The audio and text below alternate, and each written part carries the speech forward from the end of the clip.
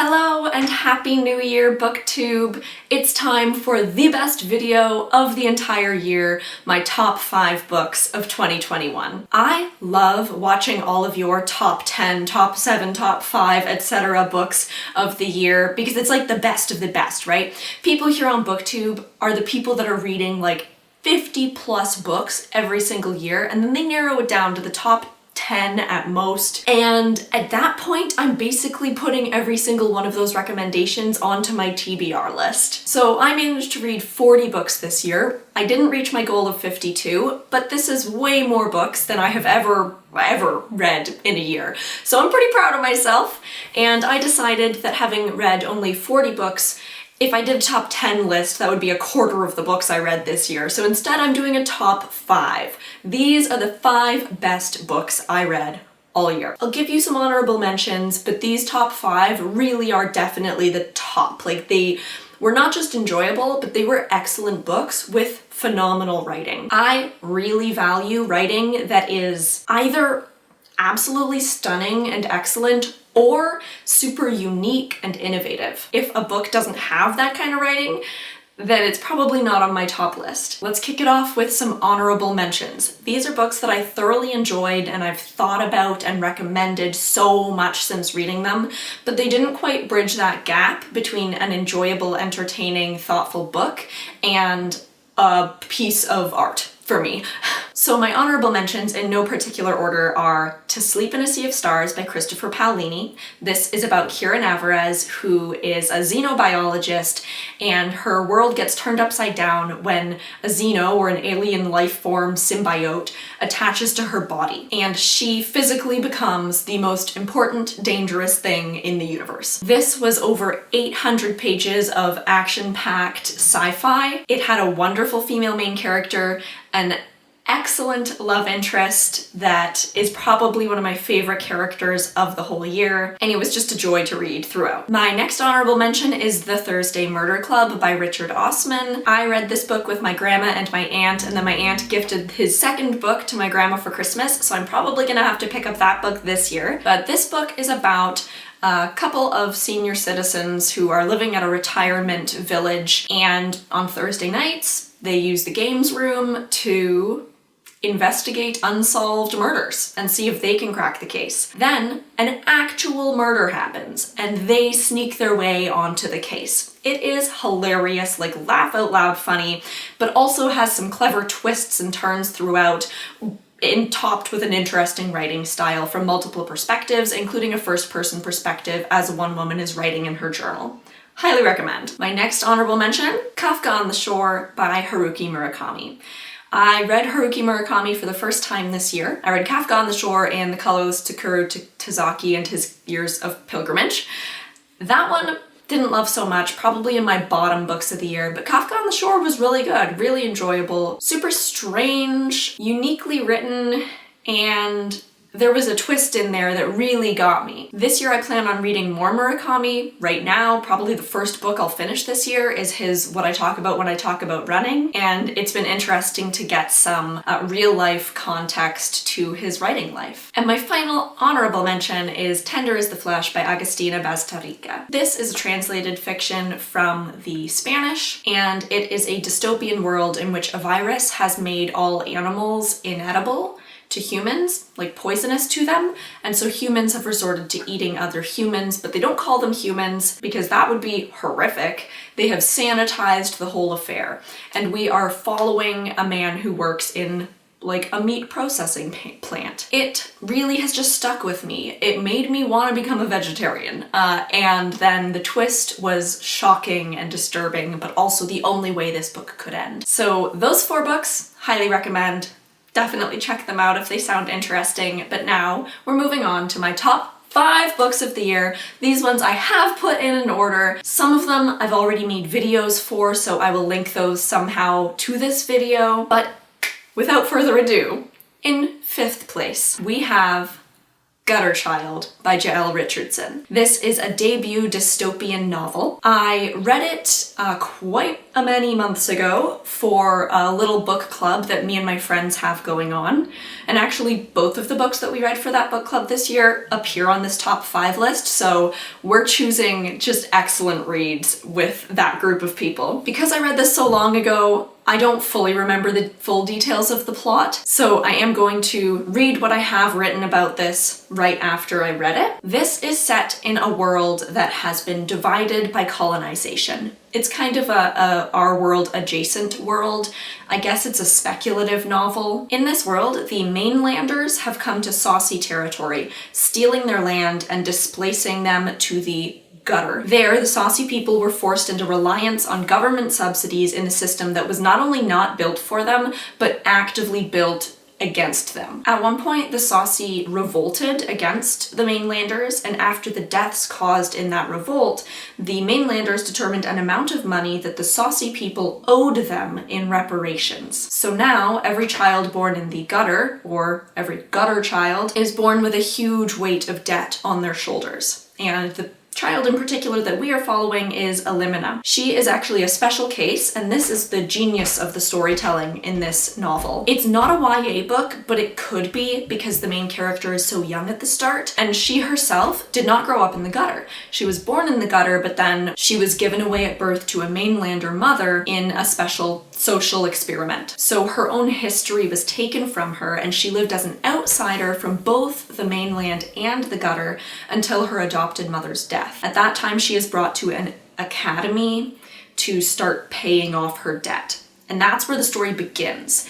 So we are following Elimina, who is foreign to both worlds, just like we are the reader. So in the end, I wrote, this book was amazing in its ability to create a fictional world that sheds a wide light on institutionalized racism against BIPOC people and its colonialist underpinnings. It was also just a heart-wrenching narrative with excellent world building, character, and plot development. I would recommend this to anybody of almost any age. There are some dark themes and trigger warnings that you might want to look into before reading this book or recommending it to a younger reader, but it was phenomenal overall. In the 4th spot, we have The Stone Sky by NK Jemisin, the 3rd book in the Broken Earth trilogy. So yes, I finally finished the Broken Earth trilogy this year, which I started in 2020. I also read the 2nd book this year, but I decided to put the 3rd book on this list because it ends just as excellently as it began, and I think that's so hard to do, to write an ending to such a huge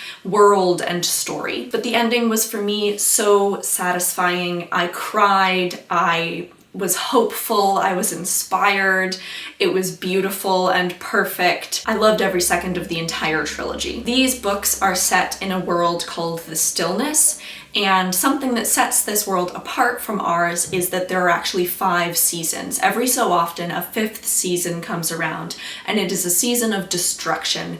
Many people die. It transforms the people that live, their ability to live and how they live, and that dark, destructive land is where this book is set. The character that we're following is called an origine, and these are a type of people that can kind of manipulate the geological formations of the earth to their advantage in a kind of magic system. I find it pretty hard to explain or like summarize in words this world and these people, but NK Jemisin does it so well, so you'll just have to trust me on it. The interesting thing about this writing style is that all of the books basically are written in 2nd person, and you don't find out who is speaking the story until maybe the end of the 1st book or into the 2nd book. So the writing style itself creates this mystery around the characters that you want to keep reading to find out who is narrating it, what their story is, why they're narrating it, and you don't truly find that out until the very end of the series. So really well done. The 3rd book on this list I got from the library, and I read it because I wanted spooky horror-ish books to read around Halloween time. So that's why I picked it up. I saw it in somebody else's video for Halloween. I loved this book. It's in the number 3, like it's my third favorite book, third best book I read this year. It is called The Library at Mount Char by Scott Hawkins. This is a debut novel. It is categorized as fantasy. I don't know if I would call it fantasy. It's kind of like a sitting between science fiction and fantasy. And again, I read this a couple months ago, so I'm gonna just read you what I wrote about the book after reading it, because I think I'll do a better job. This book has like many narratives going on. It's confusing, it's odd. The writing style is fascinating, so I'm just gonna read what I wrote. This book was such a wild ride. The tone is kind of jovial throughout, even as people get burned alive, bombed, eat the meat of their best friends, and bring people back from the dead. It's also kind of genreless because it says that it's fantasy, but the main character assures us again and again that magic doesn't exist. Everything in this book gets explained away as mathematical constructs and something from either the very distant past or the future. The story itself follows multiple curious and lovable characters, but it opens on Carolyn. Alongside 11 other children, Carolyn was taken in when her family was in a huge accident. They were taken in by Father, who taught them how to bend reality in different ways. One child learned to revive people from the dead, another learned the intricacies of war, another still could heal anything. Carolyn's education, though, was in languages, and she knows more languages than she could possibly count. Luckily, one of them is English because she needs to enlist the help of an American man to solve the mystery at the center of this story. Namely, that their father is missing and they cannot find him anywhere. Who kidnapped their father and how can they get him back? By the end of this book, we have toured through so many genres: horror, dystopian, mystery, a little bit of a love story even. There's like a central romance. So it was a joy to read, and the writing was interesting because we open on Carolyn's perspective. So Carolyn seems like a perfectly normal person because it's Carolyn's perspective. Everyone's normal to themselves.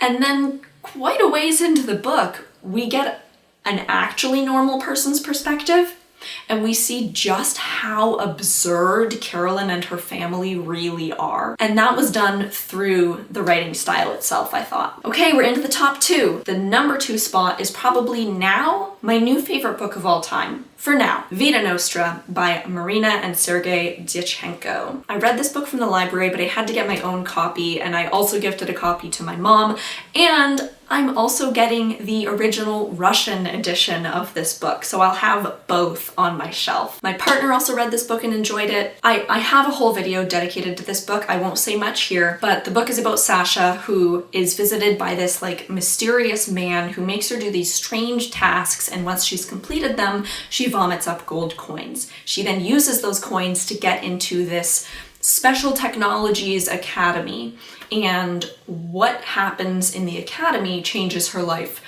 forever and her understanding of her very existence. It starts as a straightforward, albeit kind of strange and dark narrative, and then it transforms into this like conceptual, philosophical, metaphysical fiction about the basis of reality. So if that sounds up your alley, highly recommend. And the best book, I think, that I read this year.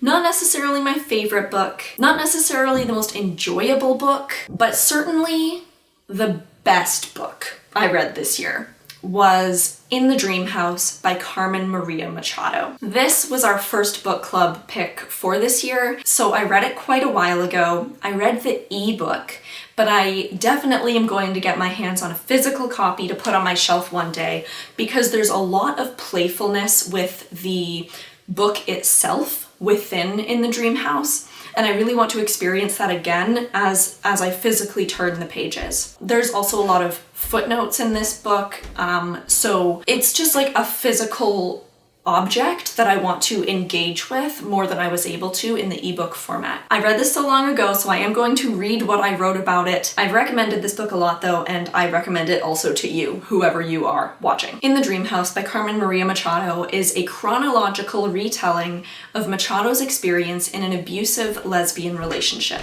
It's a memoir, essentially, mostly. The relationship is symbolized by the dream house, which also represents a real house where the relationship took place. However, this book is about so much more than Machado's one past relationship. It is also a well-researched history of physical, psychological, and emotional abuse in lesbian relationships. And it is a meta-narrative about the act of writing itself. The memoir aspect of this book is written in second person, which feels totally natural, as if Machado of the present is distancing herself from Machado of the past. Second person becomes an even more fascinating stylistic choice when the book turns into a choose-your-own-adventure novel. By calling the character from her past you, like they do in choose-your-own-adventure books, and sending the reader into a seemingly never-ending cycle of page flipping, Machado puts the reader into a sort of psychologically abusive, gaslighting relationship with the book itself. So this book is not only about psychologically abusive relationships, it also in some ways takes the form of an abusive relationship. The book also often adopts an academic tone by referencing queer and feminist theory and using footnotes throughout. And finally, Machado also frequently returns back to the first-person perspective to describe the process of writing the book. The book is written in really short segments, bite-sized pieces that are kind of addictive to read. Each are maybe 1 to 5 pages, and they are each named after a different horror trope. I couldn't put the book down despite its challenging nature and its oftentimes academic tone. So I highly recommend this to anyone who's interested in creative nonfiction, and I recommend this to absolutely everybody because it clearly lays out what it's like to live through a psychologically abusive relationship, and it teaches the reader how gender expectations play into our identification of abuse. So those are my top 5 books of 2021. I look forward to a hopefully equally phenomenal reading year in 2022, and I look forward to continue seeing your top books of 2021 lists, although my TBR is crushingly long at this point. Thank you so much for watching. I hope you pick up one of those books. If you already have, I would love to hear your thoughts in the comments. I know my favorite books are not going to be everybody's favorite books. In fact, one of my least favorite books of the year was Books and Lala's second favorite. So clearly we all have very different reading tastes, and I love the diversity that I see within this community. So keep doing what you're doing in 2022. See you all soon.